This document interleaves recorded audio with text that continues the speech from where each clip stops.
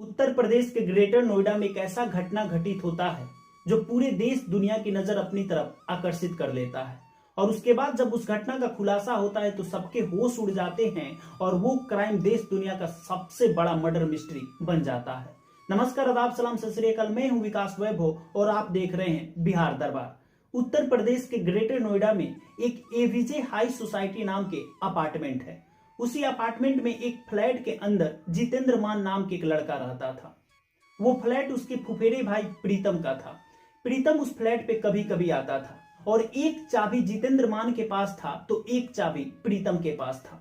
12 जनवरी 2018 के दिन प्रीतम अपने भाई जितेंद्र मान से मिलने के लिए उसके फ्लैट पे आता है।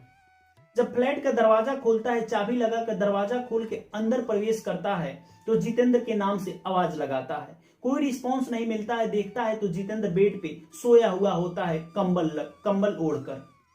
जब वो कंबल खींचता है तो देखता है कि जितेंद्र सोया है, लेकिन जब जितेंद्र को धक्का देता है तो जितेंद्र गिर जाता है और उसका पूरा शरीर खून से लहूलुहान होता है। उसका चीख निकल जाता है, वो चिल्लाने लगता है और डर से काफी जोर जोर से चिल्लाने लगता है। सोसाइटी के सभी लोग उसके फ्लैट में आ जाते हैं और फौरन पुलिस को फोन कर देते हैं।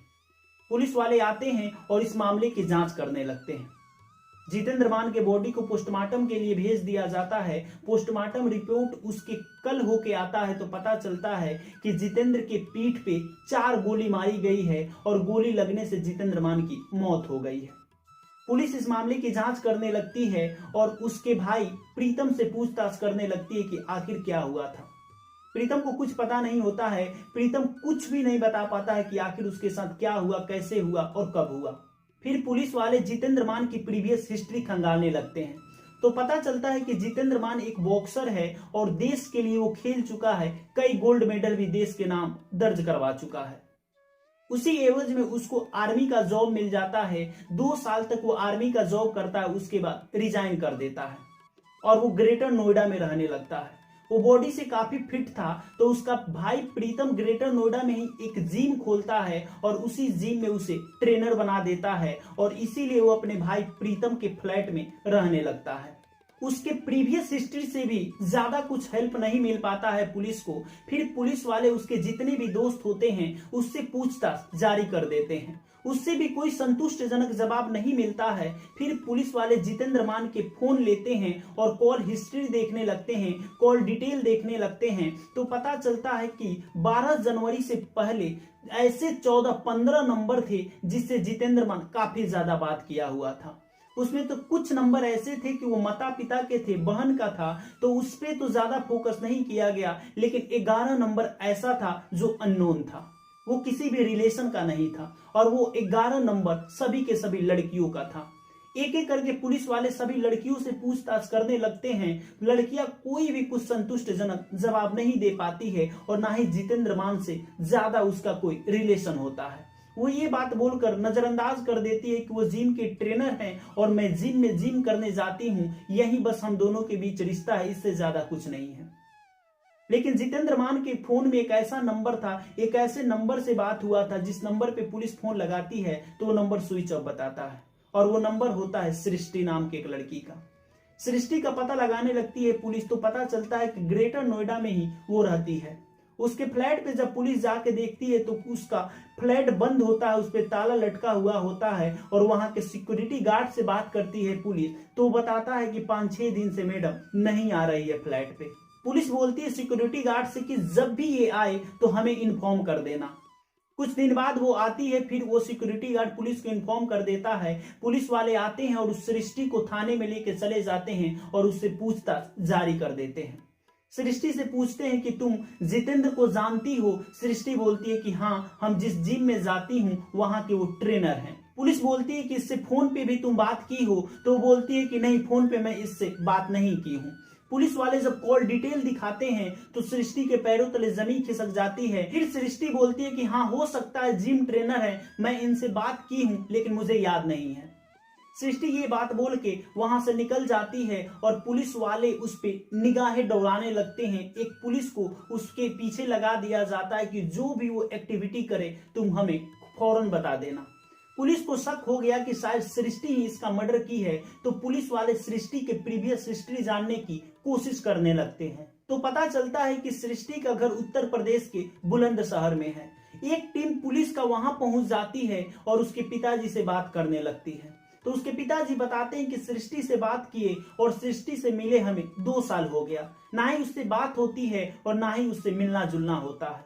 पुलिस वालों को कुछ समझ में नहीं आता है। पुलिस वाले चकरा जाते हैं कि आखिर कोई अपनी बेटी से 2 साल बात नहीं करेगा और क्यों नहीं मिलेगा, आखिर इसका रीजन क्या है।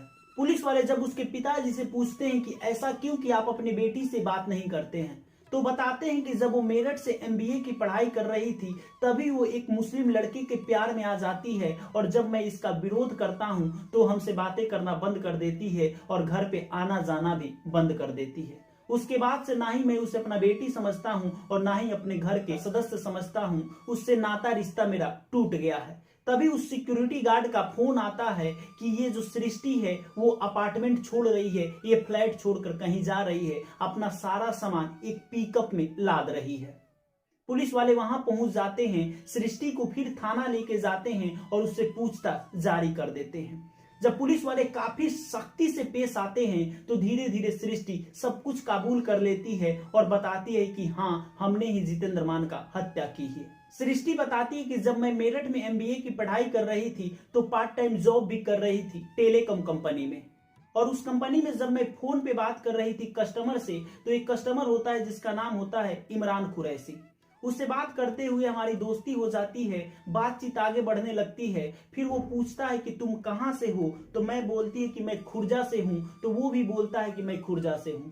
धीरे धीरे हम दोनों मिलने लगते हैं, हम दोनों की दोस्ती प्यार में बदल जाता है और हम दोनों एक दूसरे से प्यार करने लगते हैं। उसके बाद ये होता है कि सृष्टि जॉब छोड़ देती है टेलीकॉम कंपनी से, क्योंकि उसका जो बॉयफ्रेंड था इमरान कुरैशी उसे 50,000 रुपये महीने का देता था उसे खर्च करने के लिए, और उसके लिए फ्लैट भी खरीद दिया था। वो ग्रेटर नोएडा में रहने लगती है और उसका सपना था एंकर बनने का। वो मास मीडिया का कोर्स करने लगती है और ग्रेटर नोएडा में रहकर पढ़ाई करने लगती है। फिर वो एक जिम ज्वाइन करती है। उसका ट्रेनर होता है जितेंद्र मान। वो ट्रेंड करते करते दोनों में प्यार हो जाता है, दोनों नंबर एक्सचेंज कर लेते हैं, दोनों में काफी अच्छी दोस्ती हो जाती है। एक दिन की बात है कि सृष्टि बोलती है कि मेरे फ्लैट पे आना। जितेंद्र काफी खुश हो जाता है और उसके फ्लैट पे चला जाता है। जब उसके फ्लैट पे जाता है तो उसके लिए सृष्टि कॉफी भी बनाती है और अपने लिए भी 2 कॉफी लेके आती है। तब तक जितेंद्र बोलता है कि 1 गिलास पानी लाओ। वो उसके लिए पानी लाने जाती है, तभी वो जितेंद्र क्या करता है कि नशीली पदार्थ उसके कॉफी में मिला देता है। दोनों कॉफी पीते हैं, वो मदहोश हो जाती है, बेहोश हो जाती है। उसके बाद जितेंद्र मान उसके साथ गलत काम करता है और गलत काम करते हुए उसका वीडियो भी बना लेता है। उसके बाद जितेंद्र मान वहां से अपने फ्लैट पे आ जाता है। जब भी उसे कुछ गलत काम करने का मन होता है वो सृष्टि के पास फोन करता है और बोलता है कि मेरे साथ गलत काम करो, मुझे पैसे दो, वरना मैं तुम्हारा वीडियो वायरल कर दूंगा। सृष्टि काफी परेशान हो जाती है, उसे लाख समझाने की कोशिश करती है, लेकिन जितेंद्र मान नहीं मानता है और ब्लैकमेल करने लगता है। उसके साथ फिजिकल होता है, जब दिल होता है तब उसे अपने रूम पे बुलाता है, उसके साथ फिजिकल होता है और उससे पैसे भी ऐंठते रहता है, क्योंकि उसका BF उसे 50,000 रुपये महीने का देता था। सृष्टि उससे काफी परेशान हो जाती है, काफी उब जाती है, तो अपने बॉयफ्रेंड इमरान कुरैशी से सारी बातें बता देती है। उसका बॉयफ्रेंड बोलता है कि अगर तुम उससे छुटकारा पाती हो तो एक ही विकल्प है, उसकी हत्या करना, और उसकी हत्या तुम अकेले ही कर सकती हो। एक प्लानिंग करते हैं तीनों मिलकर, यानी उसका बॉयफ्रेंड इमरान कुरैशी और सृष्टि और उसका ड्राइवर, तीनों मिलकर एक प्लानिंग करते हैं और प्लानिंग हो जाता है। प्लानिंग के मुताबिक सृष्टि जितेंद्र मान के पास फोन करती है। जितेंद्र के पास फोन करके बोलती है कि एक दिन मैं मिलती हूं तुम्हारे फ्लैट पे, ड्रिंक किया जाएगा और ड्रिंक के साथ साथ मजे भी किया जाएगा। जितेंद्र काफी खुश हो जाता है मजे के नाम पे और अंदर अंदर से काफी खुश होकर बोलता है कि ठीक है, जब तुम्हारा दिल करे मेरे फ्लैट पे आ जाना, लेकिन एक बार हमारे पास कॉल जरूर करना, ताकि मैं सारी पार्टी का व्यवस्था करवा दूंगा। 8 जनवरी 2018 के दिन सृष्टि उसके फ्लैट पे जाती है और उस फ्लैट में मात्र 2 ही लोग होते हैं, जितेंद्र मान और सृष्टि। दोनों ड्रिंक करते हैं, दारू पीते हैं और फिर उसके साथ फिजिकल होते हैं, तमाम तरह की वो चीजें करते हैं। उसके बाद सृष्टि गिड़गिड़ाते हुए जितेंद्र मान से बोलती है, अब तो मेरा वीडियो डिलीट कर दो, जब तुम बोलोगे तब मैं आऊंगी, तुम्हारे साथ शारीरिक संबंध बनाऊंगी, फिजिकल हो जाऊंगी, लेकिन प्लीज मेरा वीडियो डिलीट कर दो। जितेंद्र उसकी बातों को सीरियस नहीं लेता है, नजरअंदाज कर देता है और बोलता है कि तुम्हें क्या दिक्कत है, वीडियो है मेरे पास। तो वो बोलती रही कि मेरा वीडियो डिलीट कर दो, मेरा वीडियो डिलीट कर दो, लेकिन जितेंद्र मान उसका वीडियो नहीं डिलीट करता है। उसके बाद सृष्टि अपने बैग से, अपने पर्स से पिस्टल निकालती है और दे दनादन उसके पीठ पे 4 गोलियों से वार कर देती है। वहीं पे जितेंद्र मान खुदा का प्यारा हो जाता है। फिर सृष्टि उसके बॉडी को बेड पे लेटा देती है और उसके ऊपर कंबल उड़ा देती है और उसके बाद सृष्टि उसका फ्लैट लॉक करके अपना चेहरा दुपट्टा से बांधकर वहां से निकल जाती है। सृष्टि अपना फोन अपने साथ लेके नहीं आई थी, अपना फोन उस ड्राइवर को दे दी थी, अपने ड्राइवर को दे दी थी और वो ड्राइवर उस फोन को लेके कभी मोड़, कभी उधर, कभी इधर घूमता रहता था ताकि पता ना चले कि सृष्टि यहाँ पे आई हो।